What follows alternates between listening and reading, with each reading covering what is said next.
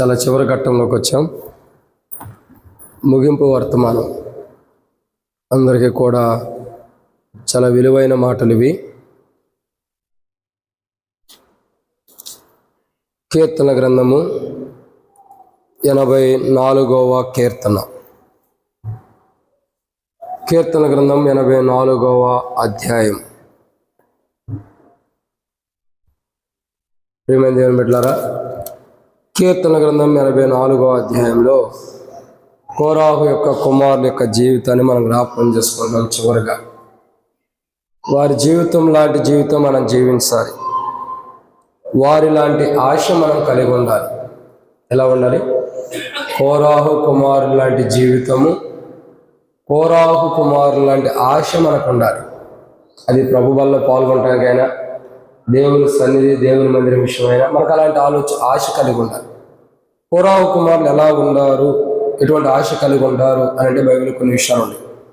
కీర్తన గ్రంథం 84వ అధ్యాయంలో మనం చూడగా ఇంట్రడక్షన్ ఉంది. ప్రధాన గాయకునికి గీతను రాగం మీద పాడదగిన కోరాహు కుమారుల కీర్తన ఇది.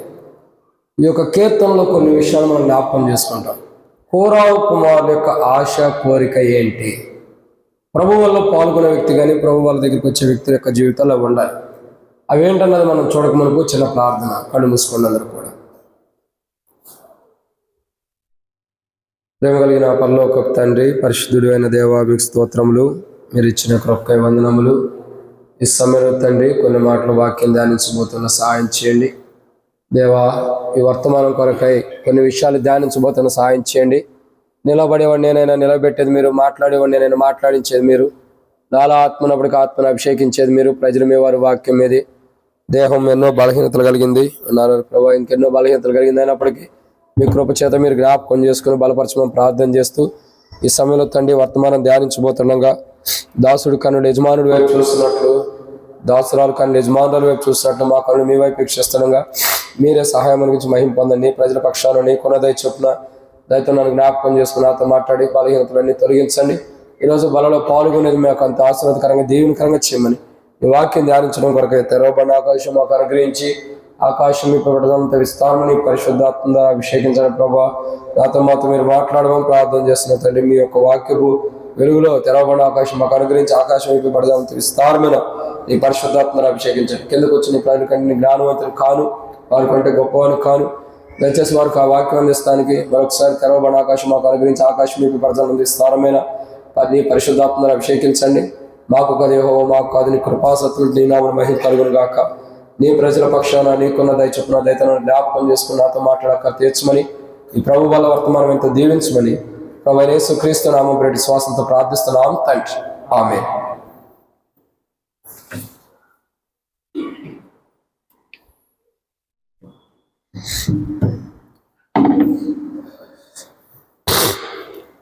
రండి దేవుని యొక్క వాక్యంలో నుండి ఒక మాట జ్ఞాపకం చేసుకుందాం.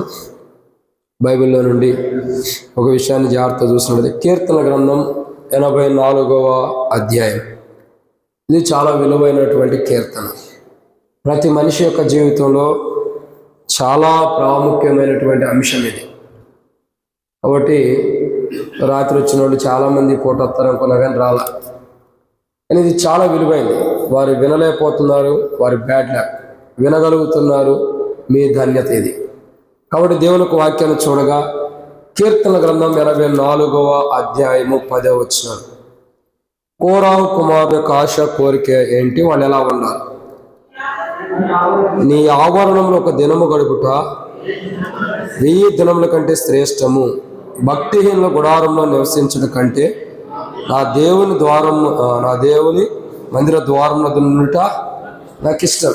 కాబట్టి కోరాహు కుమారుల యొక్క జీవితాన్ని మనం చూడగా వారి జీవితంలో వారు ఎలాంటి పరిస్థితుల్లో అయినా ఉన్నప్పుడు కూడా వారు ఎంతో ధన్యకరమైన క్రైస్తవ జీవితంలో ఆరాధన చేస్తూ వచ్చారు.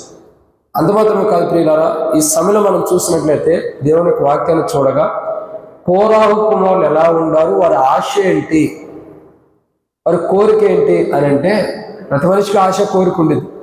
ప్రతి మనిషి ఏముండేది? ఒక కారు కొనాలి, బైక్ కొనాలి, మంచిగా వివాహం చేసుకోవాలి, మంచి భార్య, మంచి భర్త రావాలి, లేదా మంచి జాబ్ రావాలి. ఇలాంటి ప్రతి మనిషి కోరుకుంటుంది. మంచి ఇల్లు కట్టుకోవాలి, మంచి స్థానం ఉండాలి. కానీ కోరాహు కుమారుని యొక్క కోరిక, ఆశ, వారు ఎలా ఉన్నారంటే బైబిల్ కొన్ని విషయాలు దాంట్లో మొదటి మాటను చూడగా, కీర్తన గ్రంథం 84:10 చూడగా 10 భక్తిహీనుల గుడారంలో నివసించడం కంటే, వారు ఎలా ఉన్నారండి? భక్తిహీనుల గుడారంలో నివసించడం కంటే, అంటే వారి జీవితంలో భక్తిహీనులు కలిగినటువంటి గుడారంలో వాళ్ళు నివసించరు. భక్తిహీనుడు దేవునికి ఎప్పుడైనా సరే హేయమైన వాడే. భక్తిహీనమైన జీవితం కలిగిన వాడు దేవునికి ఎప్పుడైనా హేయుడే.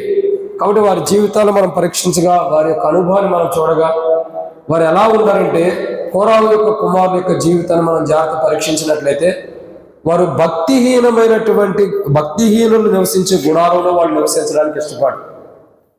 అందుకే బైబిల్ రాయబడుతూ వచ్చింది, యెహోవా నీ తేజో మహిమ నిలుచు స్థలము, నీ తేజో మహిమ స్థలమును, నీ మందిరం నేను ప్రేమించాలని బైబిల్ రాయబడుతూ వచ్చారు. సో వాళ్ళ యొక్క జీవితాల్లో వాళ్ళ అనుభవాలు చూడగా భక్తిహీనుల యొక్క గుడారంలో నివసించడానికి ఇష్టపడరు. చాలా మంది క్రైస్తవుల యొక్క జీవితాలు, క్రైస్తవుల యొక్క అనుభవాలు చూడగా భక్తిహీనతతో సావాసం ఎక్కువ ఉండేది. భక్తిహీనత ఎక్కువ సావాసం ఉండేది, సాంగత్యం కూడా ఉండేది. వాళ్ళతో సాంగత్యం కూడా ఉండేది.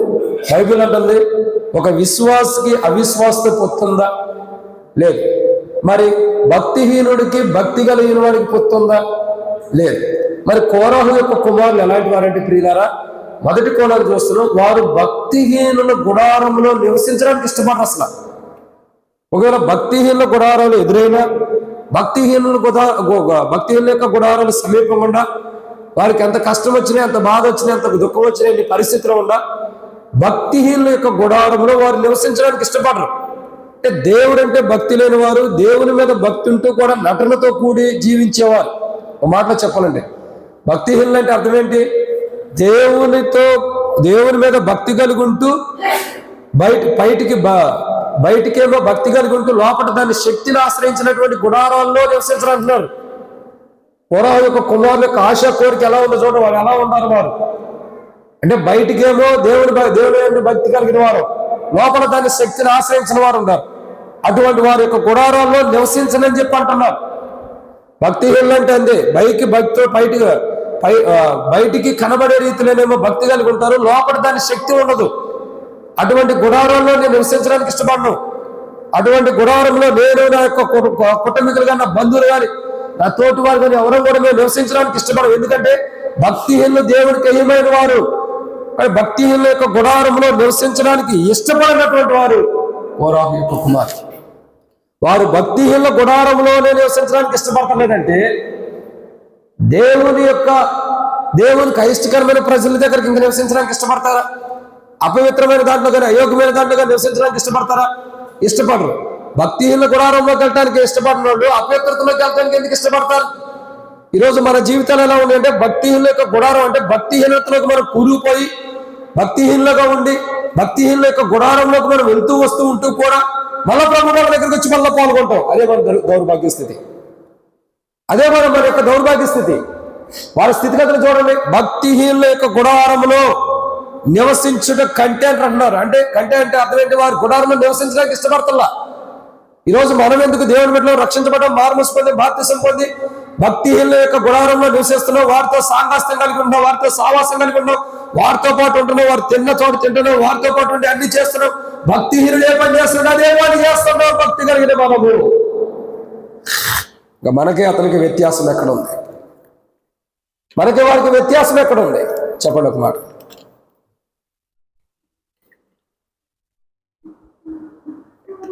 ప్రియులారా, అట్లా ఉండకూడదు. ఒక వ్యత్యాసం కలిగిన జీవితం అంటే సపరేట్, ప్రత్యేకమైన జీవితాన్ని మనం కలిగి ఉండాలి. భక్తిహీనుల యొక్క గుడారంలో నివసించడానికి ఇష్టపడతల్లా కోరాహు కుమారులు. అలాంటి జీవితాన్ని మనం జీవించాలి. ఒక్కరోజైనా జీవించాలి. అది క్రైస్తవ జీవితం అంటే. ఆ ఒక్కరోజు జీవించి లోకం విడిచిపెడితే చాలు, అదే ధన్యత. కోరాహు యొక్క కుమారుడు చూడండి, ఒక భక్తిహీనుడు పైకి భక్తి కలిగి లోపల శక్తి దాన్ని ఆశ్రయించినటువంటి ఆ యొక్క గుడారంలో, ఆ వ్యక్తి యొక్క గుడారంలోకి వెళ్ళటానికి కూడా ఇష్టపడుతున్నా. అంటే కోరాహు కుమారుని ఎంత భక్తి కలిగి నివసిస్తున్నారు. పొరపాటున భక్తిహీనుడి యొక్క గుడారంలోకి వెళ్తే మాకుండా భక్తి పోయిద్దేమోనని భక్తిహీనుల యొక్క గుడారంలోకి వెళ్ళటానికి కూడా ఇష్టపడుతున్నా. మనమైతే భక్తిహీనులు పిలవపోయినా పరిగెడతాం అంటారు కదా, పిలవని పేరంటానికి వెళ్తామని. వాళ్ళు పిలిచినా పిలవపోయినా మనం వెళ్తూ ఉంటాం. అందుకే మనకి కొరాహు కుమారుకున్న వ్యత్యాసం అదే. కొరాహు కుమారుల యొక్క జీవితం చూడగా ప్రియులారా, మొదటి మాటను చూడగా వారు భక్తిహీనుల యొక్క గుడారంలోకి వెళ్ళరు. ఎందుకంటే వారు భక్తిహీనులు ఎక్కడ అవుతారనని తమ భక్తిని కాపాడుకోవడానికి భక్తిహీనుల యొక్క గుడారంలోకి వెళ్ళటంలా. ఈరోజు భక్తి కలిగిన మనం భక్తిహీనత లేని వారిగా, భక్తిహీనులుగా ఎలా జీవిస్తున్నామో పరీక్షించుకోవాలి. అలా జీవించి బలలో పాల్గొనే ప్రయోజనం ఉంది. కొరాహు కుమారులాగా భక్తిహీనుల యొక్క గుడారంలోకి వెళ్ళకోకుండా దేవుని కొరకు భక్తి కలిగిన వారు ఉంటే బలలో పాల్గొంటే ప్రయోజనం. అలా కాకుండా భక్తిహీనులుగా గుడారంలో మనం నివసిస్తూ మనలో ఉన్న భక్తిని అంతా పోగొట్టుకుని బల దగ్గరికి వచ్చి ఉన్నప్పుడే భక్తిని బలగా దాటిన తర్వాత భక్తి లేని జీవితం ఉన్నప్పుడు భయం లేని కోడి బజార్లో గుడ్డు పెట్టిందంట. ఎక్కడ గుడ్డు పెట్టిందంటే భయం లేని కోడి అంటే ఏంటో తెలుసా మీకు? ఏమంటారు? ఇదంతా రాయలసీమ కదా, రాయలసీమ ప్రాంతంలో ఏమంటారు? కోడి అని అంటారు. గుడ్డిని ఏమంటారు? ఇంగ్లీష్లో ఎగ్ అంటారు, తెలుగులో గుడ్డి అంటారు, ఇంగ్లీష్లో ఏమంటారో తెలియదు. తెలుసా? తెలియదులే, వదిలేండి. కాబట్టి కోడి గుడ్డిని గుడ్డే అంటారు. ఈ భయం లేని కోడి ఏం చేసింది? దీని తెలుగు భాషలోనే మన బైబిల్ భాషలో చెప్పమంటారా? భక్తి లేని విశ్వాసం ఏం చేశాడు? బయటికి వెళ్ళి అవిశ్వాసానికి అంటూ వచ్చాడు. ఇక అదే మానవుడి జీవితంలో భక్తి కలిగి ఉండాలి. అది దేవుని అని ఉండాలి. భక్తి కలిగిన వారితో సావాసం కలిగి ఉండాలి. విశ్వాసకి అవిశ్వాసతో పొత్తి లేదు. క్రైస్తవుడు కాని వాడితో పొత్తి లేదు. బలలో పాల్గొనే వాడితో సంబంధం లేదు. ఎందుకంటే ఆ పొత్తులు ఇక్కడ కుదరవు. బలలో పాల్గొనే ప్రతి క్రైస్తవుడు కూడా భక్తి కలిగి పాల్గొనాలి. భక్తిహీనుడిలాగా పాల్గొనకూడదు. భక్తిహీనులతో సావాసం చేసినంత సావాసం చేస్తాం. చివరికి వచ్చి బలలో ప్రభువా నీవే దిక్కు, నా పాపాలు క్షమించంటారు. ఇంకెందుకు? తిమోతితో చెబుతాడు. నేను రాత్రి కూడా చెప్పాను, అర్థం లేని బ్రతుకు వ్యర్థమై, ఉపయోగం లేదు. ఒక భక్తి కలిగిన జీవితంలో ఉండారు కోరాహు కుమార్. అలాంటి జీవితం మనకు కావాలి. రెండో మాట చూద్దామండి. రెండో విషయం చూడగా మనం చూసినట్లయితే కీర్తన గ్రంథం 84వ అధ్యాయం 2వ వచనం. 84వ కీర్తన 2వ వచనం. యెహోవా మందిర ఆవరణములను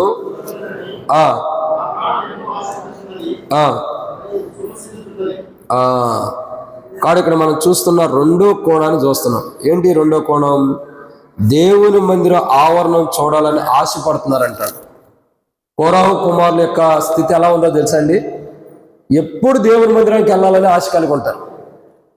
ప్రతి సమయంలో నేను దేవుని మందిరానికి వెళ్ళాలి, ప్రతిరోజు దేవుని మందిరానికి వెళ్ళాలన్న ఆశ వారిని ఎప్పుడు వెంటాడుతూ ఉండేది. ఎప్పుడు వారి జీవితంలో ఉండేది దేవుని మందిరం. ఒక ఎగ్జాంపుల్ చెప్పి నేను ముగిస్తాను ఈ విషయం. ఎందుకంటే టైం ఎక్కువ లేదు కాబట్టి రాత్రి అల్లా మనం ఉండాము, తెల్లవారుదాకా సువార్త చేసుకున్నాం, అయిపోయింది. ఇప్పుడు ఎక్కువసేపు నేను మిమ్మల్ని హింసించను కానీ త్వరగా ముగిద్దాం. కానీ వర్తమానం చాలా పెద్ద సబ్జెక్ట్, కానీ చాలా త్వరగా ముగిద్దాం. ఎందుకంటే నాకు కూడా టైం అయిపోయింది, భోజనం చేసుకుని నేను కూడా బయలుదేరాలి. సరే, ఒక విషయం ఇక్కడ చూసినట్లయితే ఏమని? యెహోవా మందిర ఆవరణ చూడడం వలన ప్రాణం ఎంతో ఆశపడుతున్నది. వారి కోరిక ఏంటి? వారి ఆశ ఏంటి? కోరాహు కుమారుల చరిత్ర ఏంటంటే దేవుని మందిరంలో ఉండాలన్నదే వారి ఆశ. అసలు ఇక్కడ చూడగా యెహోవా మందిర ఆవరణం చూడడం వల్ల నా ప్రాణం ఎంతో ఆశపడుతున్నది. నేను కూడా ఆశపడ్డా. కొత్త మందిరం ఆలూరులో కట్టారంట. ఆలూరులో మరి చాలా పెద్ద మందిరం అంట. ఎట్టుండిద్దో చూడాలని ఒకసారి నేను ప్రవేశించాలి. ఎట్టుండిద్దో ప్రభా, నీ చిత్తమైతే ప్రయాణాలన్నింటిలో కాపాడి సజీవుడిగా నా మందిరంలో ప్రవేశపెట్టి ప్రభా అని ఆశపడ్డా. ఎందుకంటే ఆశ, ఆ మందిరం ఎలా ఉంటుందో చూడాలి, ఒక కోరిక. కోరాహు కుమారుల యొక్క ఆశలు తెలుసా? దేవుని మందిరం చూడాలని ఎంతో ఆశపడుతున్నారు. చూసేవాడు ఎట్ట చూడాలి? ఇద్దరు వ్యక్తులు ఉన్నారు, నేను చెప్పే ఉంటా. వారిలో ఒకడేమో నేను అన్ని వాళ్ళ కార్యక్రమాలు కొత్త దశభాగాలు ఇస్తాను, చేయాల్సిన దాన ధర్మాలన్నీ చేస్తాను, పుణ్య కార్యక్రమాలు చేస్తాను, వీడంత పాపాత్ములు కాదన్నాడు. ఇంకొక అతనేమో ఆ దేవాలయం వైపు వచ్చి నీ మందిరం ఎదురు తలెత్తని కూడా ఏ గుడి కాదు క్షమించు పాప అన్నాడు. ఇప్పుడు వీరిద్దరు ఎవరు క్షమించబడ్డారు? తప్పులు ఒప్పుకున్న వ్యక్తే కదా. నేను నీతిమంతుడు అన్న వ్యక్తినా? దేవుని మందిరానికి ఎందుకు వెళ్ళాలి? ఏ పొరపాటున సరి చేసుకుని దేవుని సన్నిధిలో ఆనందం పొందడానికి వెళ్ళాలి. ఇప్పుడు కోరాహు కుమారుల యొక్క జీవితం చూడగా మొట్టమొదటి విధానంలో వారు భక్తిహీనులతో సావాసం ఉంటారు, భక్తిహీనుల యొక్క గుడారంలో నివసిస్తున్నా దేవుని యొక్క సన్నిధిలో ఉండడానికి ఇష్టపడుతున్నారు. రెండోదిగా చూడగా వారి జీవితంలో దేవుని యొక్క ఆవరణములు చూడవల్లని వారి ప్రాణం ఎంతో ఆశతో ఉంది. ఈరోజు బాల దగ్గరికి వచ్చావు, దేవుని మందిరం చూడాలి, దేవుని మందిరం ప్రతిరోజు వెళ్ళాలన్న ఆశ ఎంతవరకు నీకు ఉంది? గత సంవత్సరం ఎంత ఆశతో ఉన్నావు, ఈ సంవత్సరం ఎంత ఆశతో ఉండబోతున్నావు? ఒక మాట చెబుతాం. ఒక యవనస్తుడు యవన ప్రాయంలో ఉన్నాడు, చదువుకుంటున్నాడు. తనకున్న అలవాటు ఏంటంటే ప్రతిరోజు స్కూల్కి వెళ్ళటం, చదువుకోవటం. చదువుకున్న తర్వాత చదువు అయిపోగానే, స్కూల్ అయిపోగానే సీసీ రోడ్డు ఉండేది కదా, సిమెంట్ రోడ్డు, మన మందిరం ముంగట ఉంది, అట్లాంటి సీసీ రోడ్డు ఉండేది. ఆ యవనస్తుడు ఏం చేసాడంటే బ్యాగ్ అక్కడే తీసి ఆపాటి ఇక్కడి నుంచి ఇసిరేవాడు డోర్కి. ఎక్కడికి? రోడ్డు మీద నుంచి బ్యాగ్. ఏ బ్యాగ్ ఇస్తున్నాడు? బైబిల్ బ్యాగ్ కాదండి, బుక్స్ బ్యాగ్, స్కూల్ బ్యాగ్ ఇస్తుంటే అది డైరెక్ట్గా ఇంట్లోకి వెళ్ళిపోయేది. మరి డోర్ ఉందో లేదు తెలియదు, కానీ డైరెక్ట్ ఇంట్లోకి వెళ్తుంది. ఇక అక్కడి నుంచి కాలు కడుక్కోవడం, తింటాం, లేకపోతే మందిరానికి వెళ్ళిపోతున్నాడు. వెళ్ళిపోయి మందిరంలో బాత్రూమ్లు కడుగుతున్నాడు, ఏదో పని చేస్తున్నాడు. నైట్ మందిరంలో ఉంటున్నాడు. పొద్దున్నే బయలుదేరి వస్తున్నాడు, మందిరం స్కూల్ టైంకి వస్తున్నాడు, చక్కగా స్నానం చేస్తున్నాడు, వెళ్ళిపోతున్నాడు. స్కూల్లో ఎక్కువ చదవట్లే. మళ్ళీ స్కూల్ ఏమయ్యాడండి, ఎక్కువగా చదవట్లా. తనతో ఉన్న స్టూడెంట్స్కి ఏంటంటే ఒక డౌట్ వచ్చింది. ఎందుకు ఆ డౌట్? వీడికి ఎక్కువ మార్కులు వస్తున్నాయి, వీడు ఏమైనా చూసి రాస్తున్నాడా, లేదా టీచర్స్ ఏమైనా వీడికి ఏమైనా సపోర్ట్ చేస్తున్నారా అనేకమైన ఆలోచనలు. వీడు ఆల్రెడీ ఫస్ట్ వస్తున్నాడని చెప్పి ఒకరోజు వీడిని వెంబడించాలని అందరూ కూడా 2-3 రోజులు ఆయన వెంబడిస్తూ ఉంటారంట. చాటుగా రోడ్డు మీద నుంచి బ్యాగ్ విసిరేస్తున్నాడు, లోపలికి వెళ్తున్నాడు, తింటున్నాడు, లేకపోతే మందిరంకి వెళ్తున్నాడు, బాత్రూమ్ కడుతున్నాడు, అన్నీ కడుగుతున్నారు, అన్నీ చూస్తున్నారు. ఒక కాలం వచ్చింది, వాడిని అడుగుతూ వచ్చారు. ఎప్పుడు అడిగారంటే ఒకానొక సమయంలో ఆ స్కూల్ అయిపోయిన తర్వాత బ్యాగ్ ఇంట్లో పడేసేసి మందిరానికి వచ్చి బాత్రూంలో కడిగే వ్యక్తి ఒకానొక రోజు ఒక ప్రదేశంలో ఉన్నప్పుడు అడుగుతూ వచ్చారు వారి స్నేహితులు, అరే స్కూల్లో ఎప్పుడు చదివేవాడు కాదు, ఎప్పుడు స్కూల్లో చదవలేదు, నువ్వు చదువుతున్నట్టు కూడా మేము చూడలేదు, కానీ ఎక్కువ మార్కులు నీకు వచ్చేవి, ఈరోజు ఈ స్థితికి ఎలా వచ్చేవారంటే, నేను నా చదువు కంటే నా దేవుని యొక్క మందిరాన్ని ఎక్కువగా చూసుకునేవాడిని. ప్రతిరోజు నా స్కూల్కి వెళ్ళే కంటే కూడా మందిరానికి వెళ్ళాలన్న ఆశ నాకు ఎక్కువ ఉండేది. తద్వారానే నాకు స్కూల్ అంటే ఇష్టం ఉండేది కాదు, దేవుని మందిరం అంటే నాకు ఇష్టం. ఎప్పుడు దేవుని మందిరం ఉండాలి, దేవుని మందిరంకి వెళ్ళాలి, ఏదో పని దేవుని మందిరం చేయాలన్న ఇష్టం నాకు ఉండేది. అందుకే నేను దేవుని మందిరానికి వెళ్ళేవాడిని ఎక్కువ. నేను చాలాసార్లు చూసాను, మిమ్మల్ని వెంబడించేవరా, నువ్వేమో ఇంటికాడ చదవట్లేదు, ట్యూషన్కి వెళ్ళటం లేదు, చర్చిలోకి వెళ్తున్నావు, బాత్రూమ్లు కడుగుతున్నావు, ప్రతిరోజు మళ్ళీ రేత్రి పడుకుంటున్నావు, ఉదయాన్నే లభిస్తున్నావు, టయానికి ఇంటికి వచ్చి స్నానం చేసి మళ్ళీ స్కూల్కి వస్తున్నావు. మేము చాలాసార్లు నిన్ను వెంబడించావు, నువ్వు సరిగా ఎక్కడ చదవట్లేదు, స్కూల్లో చదవట్లా, ఇంటికాడ చదవట్లా, ట్యూషన్ లేదు, మరి ఎట్టరా నువ్వు ఈ స్థితికి వచ్చావు? ఏ స్థితికి వచ్చాడండి? District collector. ఏ స్థితికి వచ్చాడు? కలెక్టర్ అయ్యాడు. బ్యాగ్ విసిరేసినాడు. ఇది కలెక్టరేట్ అయ్యాడు. చదివే సరిగ్గా చదవనోడివి ఫస్ట్ మార్కులు వస్తున్నాయి, ఎలా సాధ్యం? చెప్పాడు, నా దేవుని మందిరము నా ఇంటి కంటే గొప్పది కాదు, నా స్కూల్ కంటే నా దేవుని మందిరం గొప్పది కాదు. అంటే ఆ బిడ్డ దేన్ని ప్రేమించాడు ఎక్కువ? తన ప్రాణం దేవుని మందిరాన్ని చూడాలని ఆశపడింది. అందుకే దేవుడు తను ఏం చేశాడు, స్కూల్లో వరకే ఎన్నటువంటి చదివే ఫస్ట్ క్లాస్లో దేవుడు తీసుకొచ్చాడు. ఏమయ్యాడు? డిస్ట్రిక్ట్ కలెక్టర్ అయ్యాడు. కలెక్టర్ అయినా ఆ స్థితిని మర్చిపోవాలా, దేవుడు ఇచ్చిన స్థితిని. ఏం చేశాడు? దేవుని ఎడల తాను ఎలా ఉన్నాడో కలెక్టర్ అయిన దేవుని మందిరంకి వచ్చి కింద కూర్చుని అవసరమైతే మందిరంలో ఆకులు తీసేసి మందిరం శుభ్రపరిచి మరలా బాత్రూమ్ తీసి కడిగి వెళ్ళిపోయేవాడు అంట.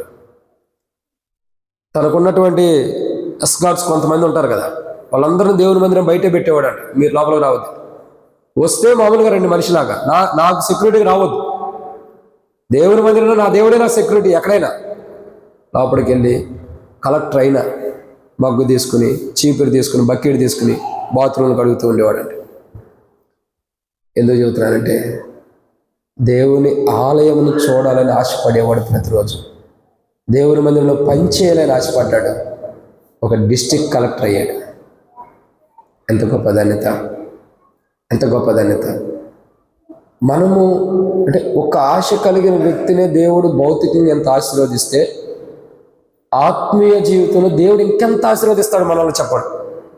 ఇంకెంత ఆశీర్వదిస్తాడు చెప్పండి దేవుడు. ఇంకెంత ఉన్నతమైన స్థితిలోకి దేవుడు తీసుకెళ్తాడు చెప్పండి. తీసుకెళ్ళడా? తీసుకెళ్తాడు. కానీ మనం ఏం చేయాలా? మనమే దేవుని మందిరం అంటే ఆశ ఉండదు మనకి. దేవుని మందిరం మనకి ఎలా ఉంటుందంటే అత్తారింటిలాగా ఉండేది. ఏ ఇంట్లాగా ఉండేదండి? అత్తగారిల్లు. అత్తగారింటికి తిట్టుకుంటూ కొట్టుకుంటూ ఎట్టగొట్టి వెళ్తాం, భార్య బాధపడిద్దని. మళ్ళీ ఇంటికి వెళ్ళిన వాళ్ళు ఏం చేస్తాం, అక్కడ ఎక్కువసేపు ఉన్నాం. ఓ రోజు ఉండేదానికి రెండో రోజు పద వెళ్ళిపోదాం, టైం అయిపోయింది, ఆ బిజీ ఈ బిజీ, పిల్లలు స్కూల్లో అయ్యి అని చెప్పి నేను నెట్టుకుంటూ తీసుకొచ్చేస్తాం. ఆమెకేమో ఆ ఇంటికాడ ఉండాలని ఉంటుంది, మనమేమో ఉంచం.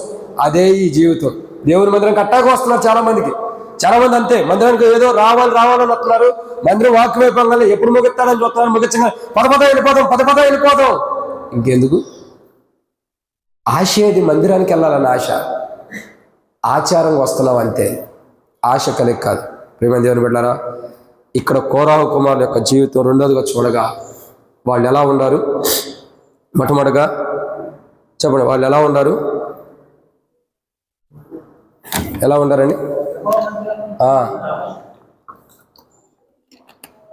మొట్టమొదటిగా దేవుని యందు భక్తి కలిగిన వారు ఉండాలి. భక్తితో సావాసం చేయట్లేదు. 2, దేవుని మందిరమును ప్రాణముతో ఎంత ఆశతో ఎదురు చూస్తున్నారు దేవుని మందిరాన్ని కొరకు.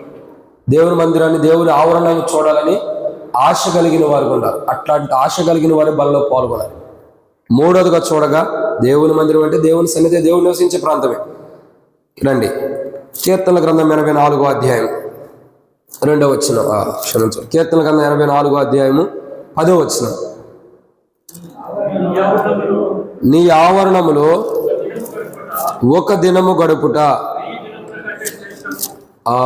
ఇక్కడ ఏమన్నదని? ఒక దినము గడుపుట 1000 దినముల కంటే. వారి జీవితాల్లో వారు కోరుకుంటుంది ఏంటో తెలుసా? దేవుని ఆవరణంలో ఒక్కరోజు గడిపితే చాలు. ఒక్కరోజు దేవుని మందిరం ఉంటే చాలు. నా తండ్రి దేవుని సన్నిధిని పోగొట్టుకున్నాడు, నా తండ్రి దేవుని మందిరాన్ని పోగొట్టుకున్నాడు, కానీ మేము ఒక్కరోజన్న దేవుని మందిరం ఉంటే చాలు. నా జీవితంలో 1000 దినాలు బయట గడిపిన దానికంటే విలువైనది ఆ దినము. 1000 రోజులు నేను బయట గడిపిన, 1000 దినములు బయట గడిపినప్పటికీ వాటన్నిటికంటే విలువైన దినం ఏంటి? ఒక్కటే, దేవుని మందిరంలో గడిపే దినం. దేవుని మందిరంలో ఒక్క దినము గడుపుతాం 1000 దినముల కంటే శ్రేష్టం. అంటే ఎన్ని సంవత్సరాలు అండి? ఎన్ని సంవత్సరాలు కుడియడంగా? దాదాపు 3 సంవత్సరాల దాకా వచ్చేస్తుంది, అవునా కదా? కుడియడంగా ఇంకో కొద్దిగా అటు ఇటు అయినా సరే 3 సంవత్సరాల దాకా వస్తుంది కుడియడంగా. అంటే 3 సంవత్సరాలు కదా. సంవత్సరానికి ఎన్ని దినాలు? 365. అంటే 3 × 365 లెక్కలు వచ్చిన వాళ్ళు ఉన్నారా? 3 × 3 = 9, 3 × 6 = 18, 3 × 5 = 15. ఎంత? 1085. అంతేనా? 1095, 1100 వేసుకో. సరే, 100 దినాలు దీనికి తీసేయండి. 3 సంవత్సరాలు 100 రోజులు పోని, అంటే 3 నెలలు తీసేయని. మిగతా అంటే దరిదాపు 3 సంవత్సరాలు మానవుడు బయట జీవించిన దినాల కంటే ఒక్క దినం దేవుని మందిరంలో గడపడం శ్రేష్టం. 3 సంవత్సరాల కంటే కూడా శ్రేష్టకరమైన దినం ఏదన్నా ఉందంటే ఆ ఒక్క దినం దేవుని మందిరంలో గడపడమే. కోరాహు యొక్క కుమారుల యొక్క జీవితం చూడగా వారి యొక్క ఆశ, వారి కోరిక ఏంటంటే భక్తిహీన గుడారంలో వారు ఉండడానికి ఇష్టపడతల్లా. రెండోదిగా చూడగా దేవుని ఆవరణను చూడవల్ల వారి ప్రాణం ఎంత ఆశపడుతుంది. 3వదిగా చూడగా వారి జీవితాలు చూడగా ఎలా ఉండరు వాళ్ళు? దేవుని మందిరంలో ఒక్క దినం గడపాలనే కోరిక వారిలో ఉంది. ఈ రోజుల్లో నేను దేవుని మందిరంలో ఉండాలి, ఈ రోజుల్లో దేవుని సన్నిధిలో ఉండాలి, ఈ రోజు మొత్తం కూడా దేవుని సన్నిధిలో నేను నివసించాలి, ఈ రోజంతా కూడా దేవునిలోనే నేను ఉండాలి. వారి జీవితాలు ఏం కోరుకుంటున్నారు? లోకానికంటే దేవునిలో ఉండటం కోరుకుంటున్నారు. లోకంలో నేను ఉండటానికి ఇష్టపడుతున్నాను, లోకం నాకు వద్దు. లోకంలో ఉండేదానికంటే నా దేవుని మందిరంలో ఒక దినం గడుపుతాం, ఏదైనా శ్రేష్టకరమైన ఆ దినం నాకు కావాలి. లోకంలో నేను 1000 దినాలు గడిపినా, లోకంలో 1000 దినాలు జీవించినా అవి వ్యర్థమైనవే. అవి ఆవిర్లాంటి దినములే. 78వ కీర్తన 40వ వచనంలో, ఆ 78వ కీర్తనలో కూడా 73, 74వ కీర్తనలో కూడా మాట్లాడుతూ వస్తాడు. అనేక పర్యాయాలు సంవత్సరం ఎందుకు గతించిపోతున్నాయన్న దాని గురించి మాట్లాడుతూ చెబుతున్న సందర్భం ఏంటి తెలుసా? మానవుని యొక్క సంవత్సరం ఎందుకు త్వరగా గతించిపోతున్నాయి అంటే కొన్ని విషయాలు ఉన్నాయి. ఎలా గడిచిపోతున్నాయి? 78వ కీర్తన 33వ వచనం. కాబట్టి ఆయన వారి దినమును ఊపిరి వలె గడిచిపోయేసాను. వారి సంవత్సరం అకస్మాత్తుగా గడిచిపోయాను. మనం అంటాం అదే సంవత్సరం ఎప్పుడు అయిపోయిందా? 2024 సంవత్సరం ఏమిటైపోయింది? చాలా త్వరగా అయిపోయింది అంటాం. ఎందుకు అయిపోతుంది? కింద చదివితే మనకు అర్థమైంది. మన హృదయం దేవుని ఎడల యథార్థంగా లేదు కాబట్టి, స్థిరంగా లేదు కాబట్టి సంవత్సరం త్వరగా అయిపోతుందండి. దేవుని నిబంధన నమ్మట్లేదు కాబట్టినే త్వరగా అయిపోతుంది సంవత్సరం. దేవుని నోటి మాటలతో స్తుతిస్తున్నాం కానీ కాబట్టి ముఖస్తుతి చేస్తున్నాం కాబట్టి త్వరగా అయిపోతుంది. ఈ సంవత్సరం త్వరగా ఎందుకు అయిపోతుందంటే ఏదో కాలం ముగించబడి కాదు, మనం సరి అయిన జీవితం లేదు కాబట్టి దేవుడు కూడా సమయం ఏంటో వేస్ట్ అని త్వరగా ముగించేస్తున్నాడు. అదే ఇక్కడ జరుగుతుంది. 78వ కీర్తన 33వ వచనం కాడి నుంచి మీరు ఇంటికి వెళ్ళిన తర్వాత 38వ వచనం వరకు చదవండి. సంవత్సరం ఎందుకు త్వరగా గడిచిపోతుందో బైబిల్లో కూడా ఉంది. అయ్యో సంవత్సరం త్వరగా అయిపోయిందని మనం అనుకుంటాం, ఎందుకు అయిందో కూడా బైబిల్లో ఉంది. అయితే మానవుని యొక్క దినములు ఎలా ఉన్నాయి? 33వ వచనం 78వ కీర్తన. కాబట్టి ఆయన వారి దినములు ఊపిరి వల్ల గడిచిపోజేసాను. ఒకసారి మానవుడు ఊపిరి పీల్చుకుంటే ఒక దినం అయిపోయినట్టే. అట్లా ఉండే మానవుని యొక్క దినాలు. అటువంటి దినాలు అయినప్పుడు కూడా కోరావు కుమారులు ఏమంటారు? నా దేవుని వల్ల గడపాలి. నేను బయట గడిపిన దినములు ఊపిరి పీల్చుకుంటే ఎలా అయిపోతుందో అలాంటి దినాలు. కానీ దేవుని వద్దనే గడిపే దినం అలాంటిది, శ్రేష్టకరమైంది. నా జీవితంలో ఏదైనా శ్రేష్టకరమైనది ఉందంటే, నాకంటూ ఏదైనా శ్రేష్టకరమైనది ఉందంటే అది దేవుని వద్దనే గడిపే దినమే. అది తప్పితే ఇంకోటి లేదు. మనకు శ్రేష్టకరమైన ఏమంటే బంగారం ఉండిద్ది, కారు ఉండిద్ది, మన పిల్లలు ఉంటారు, మనకు ఎన్నో శ్రేష్టకరమైన ఉంటాయి. కానీ కోరావు కుమారుని యొక్క జీవిత చరిత్రలో వాళ్ళు చేతుల మాట ఏంటో తెలుసా? మాకు శ్రేష్టకరమైనది ఏదైనా ఉందంటే అది దేవుని వల్ల గడిపే ఒక దినమే. ఏ దినమైతే దేవుని వల్ల గడుపుతున్నామో ఆ దినమే మా జీవితంలో శ్రేష్టకరమైంది. ఇక దానికి మించిన శ్రేష్టకరమైన మా జీవితం ఏమీ లేదు. వారు ఎంత ఆసక్తిగా ఉన్నారు చూడండి, ఎలాంటి స్థితిలో ఉన్నారు. ఒకటి, భక్తిహీన గుడారంలో ఉంటున్నా. 2, దేవుని మందిరం ఆవరణం చూడాలని ఎంత ఆశపడుతున్నారు. ఆవరణం చూడటమే కాదు, ఆ ఆవరణంలో ఆ మందిరంలో ఒక దినం గడపాలనుకున్నారు. చాలు, ధన్యమైపోయింది ఆ జీవితం, అంతటితో చాలు. మోషే అంటాడు కదా, అయ్యా ఒక్కసారి నేను కనపరుచుకో ప్రభు, నేను చూడాలనుకుంటున్నానంటే మోషే నన్ను చూసి ఏ నరుడు బతకడం కానీ నువ్వు అడిగావు కాబట్టి నా పార్శ్యాన్ని చూపిస్తా, బండ సందులో పెడతాను. బండ సందులో పెట్టి తన పార్శ్యాన్ని చూపించాడు దేవుడు. దాన్ని చూసే మోషే సంతోషించాడు. దేవుడు చూసి మోషే దాన్ని బట్టే సంతోషించాడు. మరి అలాంటి ఉన్నప్పుడు ఒక గడియకే మోషేకి సంతోషకరంగా ఉంటే, ఒక్క దినం వల్ల దేవుని మొదలు గడిపితే మానవుడికి ఎంత శ్రేష్టకరమైన సంతోషం ఉంటుంది. క్రీడా కోరాహు యొక్క కుమారుల యొక్క జీవితం చూడగా వారు దేవుని మందిరమును, ఆ భక్తిహీన గుడారంలో ఉండటానికి ఇష్టపడుతున్నారు. మొదటిది. 2, దేవుని మందిర ఆవరణమును చూడవాలని ఆశపడుతున్నారు. అంటే బయట, ఆవరణం అంటే బయట లేదా ఒక ప్రాంతము, అది చూడాలని ఆశపడుతున్నారు. 3వదిగా వారి జీవితం ఏముందండి? దేవుని మందిరంలో ఒక్క దినము గడిపించచ్చు చాలు, నా జీవితం ధన్యమే. మా అమ్మగారు ఒక మాట చెప్పింది, 2011లో చనిపోయింది. చనిపోకముందుకు ఒక మాట చెప్పింది. ఏమని తెలుసా? ఒరే, నీ జీవితంలో ఎప్పుడైనా ఒకరోజు దేవుని మందిరంలో గడపరా అనేది. ఎందుకు? నాకు రక్షణ ఉండేది కాదు. మాకు లోదరన్ చర్చి ఉంది. నాకు తెలిసింది ఏంటంటే, లోదరన్ చర్చిలో ఉంటూ ఉదయాన్నే లేచి ఆ చర్చిలోని పాటలు పాడుతూ ఆ చర్చిలోనే ఏదో ఒక వాక్యం చదివేస్తా ఉండేవాడిని. చిన్నపిల్లడప్పుడు రక్షణ లేదు. రక్షణ లేనప్పుడు ఏదో 2 మాటలు చదివేసేసి ప్రార్థన చేస్తూ ఉండేవాడు. మా ఊర్లో ఉన్నవారు వలసకి పనులకి వెళ్తూ ఉండేవాడు. వాళ్ళందరూ ఏం చెప్పేవాళ్ళు అంటే, అయ్యా మేము పనికి వెళ్తున్నాం, మా కోసం ప్రార్థన చేయాలి. నేనేం చేస్తున్నా నాకు తెలియదు, నాకు రక్షణ లేదు, కానీ ప్రార్థన చేస్తూ ఉండేవాడు. పాస్టర్ గారు ఉండేవాడు కాదు. లోదరన్ చర్చిలో ప్యారిష్లు అని ఉంటాయి. వాళ్ళు ఎలా ఉంటారంటే మెయిన్ హెడ్లో ఉంటారు. ఈ బ్రాంచ్ల్లో ఏంటంటే సేవకులు ఉండరు. వాళ్ళు 3 చూసుకుంటూ రౌండ్ తిరుగుతూ ఉంటారు. కాబట్టి ఏం జరుగుతూ వచ్చింది, వాళ్ళు లేనప్పుడు ఏం చేసామంటే, మా ఊర్లో ఉండేవాడు కదా సేవకుడు, ఇక మేమే ఆ మందిరంలో పడుకుని తింటాం ఉంటాం, ఎట్టగొట్టి ఇంటికాడ తినొచ్చి మందిరంలో పడుకుని ఏం చేసేవాళ్ళం, చక్కగా ఉదయాన్నే లేచి నేను ఆ బైక్ పెట్టేసి హలో హలో హలో అని ఆ ప్రార్థన, యేసయ్యా వీళ్ళందరూ దీవించని ఏదో వచ్చిన ప్రార్థన చేసేసి ఒక వాక్యం చదివేవాడిని. ఇక నన్ను పాస్టర్ గారిని చేసేసారు అందరూ. చేసేసి ఏం చేశారు, ఎక్కడికి వెళ్ళినప్పుడా ఏ పనికి వెళ్తున్నా, మా కోసం కొద్దిగా ప్రార్థన చేయ, పొద్దున్న నేను వాళ్ళు ఇక వాళ్ళ కోసం ప్రార్థన చేయాలి. రక్షణ లేదు, మార్మోసు లేదు, అందరి కోసం ప్రార్థన చేయాలి. పాస్టర్ గారిని అయిపోయా. రక్షణ లేకుండానే పాస్టర్ని అయిపోయా. రక్షణ పొందిన తర్వాత సేవకుడిని అయ్యా. రక్షణ పొందక ముందు పాస్టర్ని అయ్యాను, రక్షణ పొందిన తర్వాత సేవకుడిని అయ్యా. ఇక చూడండి ఎట్టుందో. తర్వాత ఎన్నో అనుభవాలు అన్నీ తిరిగా. చేయాల్సిన తప్పులన్నీ చేశా, చేయాల్సిన తప్పులన్నీ చేస్తూ వచ్చా. 1 కాదు 2 కాదు, పైన ఉందా లేదుగా, 1 కాదు 2 కాదు, తిరుపతి 3 సార్లు పోయా. గుండెకి ఎక్కించుకొచ్చా, ఉపయోగం లేదు. లాభం ఏమొచ్చింది, ఎంటికలు పోయి. ఏం లేదు, 3 సార్లు పోయి వచ్చా. తాను చెడ్డా కోతి వనాన్నంతా చెడగొట్టిందంట. తెలుసా మీకు ఆ మాట? తాను చెడ్డా కోతి వనమును మొత్తాన్ని, అంటే కోతులు వనమంతా ఒక చోట ఉంటే అంటే వనాన్ని మొత్తాన్ని చెడగొట్టిందంట. నేను చెడింది కాక అది కూడా చెడిపోవాలి. అట్టగే నేను పోయింది కాకుండా నాతో పాటు ఇంకా అనేక మంది తిరుపతి తీసుకెళ్ళా. వాళ్ళ కూడా గుండు కొట్టించా. నేను కొట్టించుకున్నది కాక వాళ్ళ కూడా కొట్టించా. అది నా జీవితం. మా అమ్మగారు ప్రభువుని నమ్మింది, కానీ ఏ రోజు కూడా నన్ను అడ్డగించలా. ఒకే ఒక మాట చెప్పింది, ఆమె బాగాలేదు, నరాల వీక్నెస్, ఆమె చనిపోయింది 2011 ప్రభు మహిళ పిలబడింది. ఒక మాట అంది, అరే చనిపోకముందు నీ జీవితం ఎప్పుడైనా ఒక్కరోజు దేవుని మందిరంలో గడపరా అంది. ఏమందండి? ఒక్కరోజు దేవుని మందిరంలో గడుపు నీ జీవితం. ఎందుకు ఎలా చెప్పింది అర్థం కాదు. ఆమె చనిపోయిన తర్వాత డిసెంబర్ 18వ తారీఖు అది నా బర్త్డే, నా జన్మదినం. ఆ రోజు కాక ఆదివారం వచ్చింది. ఆ రోజు నేను ఏం చేస్తూ వచ్చానంటే మందిరానికి వెళ్ళి మందిరంలో కూర్చుని దేవుని సన్నిధిలో కూర్చుని ఎప్పుడూ అంతకుముందు మందిరానికి వెళ్తూ ఉండేవాడిని, ఏదో పేరుకే. ఫిబ్రవరికి వెళ్ళేవాడిని. ఎట్లా వెళ్ళేవాడిని? శనివారం రాత్రి సినిమా టికెట్ రిజర్వేషన్ చేసుకునేవాడిని. ఆ సినిమా టికెట్ బైబిల్లో పెట్టుకునేవాడిని. ఈ బైబిల్ సినిమా టికెట్ 2 కలిపి మందిరానికి వచ్చాయి.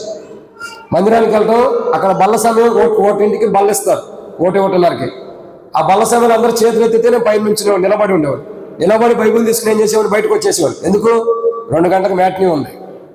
ఆ సంధ్యా థియేటర్ అవన్నీ ఇప్పుడు గొడవలు జరుగుతున్నాయి, అవన్నీ మేము తిరిగి వదిలేసిన సినిమా థియేటర్లే. అక్కడికి వెళ్ళిపోవడం.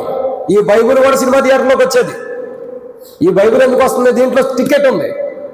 డైరెక్ట్ మందిరంకి వెళ్తాం, మందిరం నుండి మందిరంకి వెళ్ళేటప్పుడు బైబిల్లో సినిమా టికెట్ ఉంటుంది, మందిరంకి వెళ్తున్నాం. మందిరం నుండి బయటకు రాగానే ఈ బైబిల్లో ఉన్న టికెట్ ఏమో బయటకు వస్తుంది, బైబిల్ ఏమో సినిమా హాల్కి వస్తుంది. నాతో పాటు సినిమా హాల్కి వస్తుంది. సినిమా హాల్లో బైక్ పార్క్ చేసినప్పుడు బైబిల్ పార్క్ చేసి బైబిల్ కూడా ఆ బైక్లో పెట్టేసేసి టికెట్ తీసుకుని సినిమాకి వెళ్ళేవాడిని. లోపల సినిమా హాల్లోకి బైబిల్ ఏం తీసుకెళ్తాం లేదు, సినిమాకి వెళ్ళేవాడిని. అట్లాంటి దౌర్భాగ్యమైన జీవితం. ఓ రోజు మా తల్లి చెప్పింది మాట గుర్తొచ్చింది. డిసెంబర్ 18.